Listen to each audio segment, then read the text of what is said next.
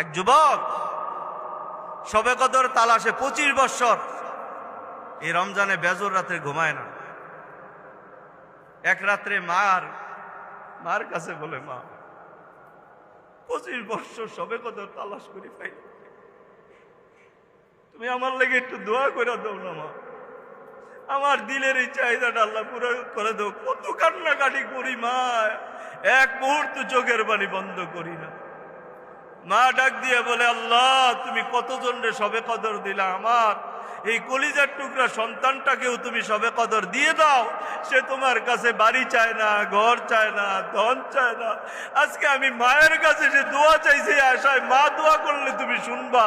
আমি এক অভাগিনী মা, আমার কোনো আমল নাই, আমি কোনো বড় আলেমা না, কিন্তু আমার সন্তানের জন্য তোমার কাছে চাই, আমার সন্তানের শবে কদর দিয়ে দিও।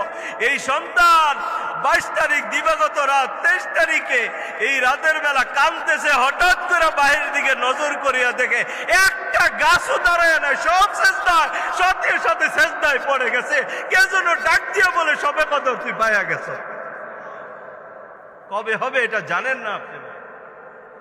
21 হইতে পারে, 23 হইতে পারে, 25 হইতে পারে, 27 হইতে পারে, 29 হইতে পারে। তাই 5 রাত আমরা শবে কদর তালাশ করব, বলেন ইনশাআল্লাহ। কিন্তু দুঃখের খবর হইল, এই শবে কদর পাইয়া গেল, একদল লোক আছে সওয়াবও পাবে না, গুনাহও মাফ হবে না। এর মধ্যে 1 নাম্বার হলো হিংসুক, যার ভিতরে কি আছে? কথা কয় না, কি আছে? হিংসা আছে, হিংসা। এই হিংসা। আর একটা হইল রিয়া, মানুষকে দেখানো, লোক দেখানো।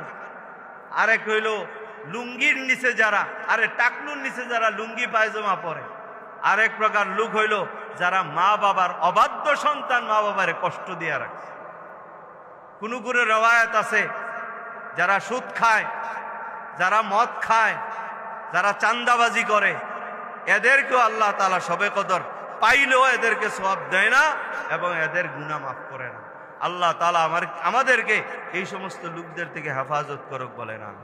আর একটা ছোট্ট আমলের কথা বইলা শেষ, যেহেতু জুমাতুল বেদা হয়ে যেতে পারে, কথাগুলো বইলে দিয়ে বিরক্ত হেন না, মাফ করে দিন আল্লাহ।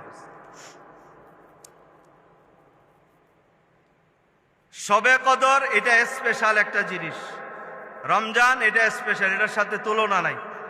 এছাড়া 5টা রাত আছে, আল্লাহ তাআলা এই 5 রাত কোন দোয়াকারীর দোয়া আল্লাহ তাআলা ফিরায় না। সুবহানাল্লাহ, আসতে গেলে দোয়া কবুল হোক, এটা কি চান না আপনার?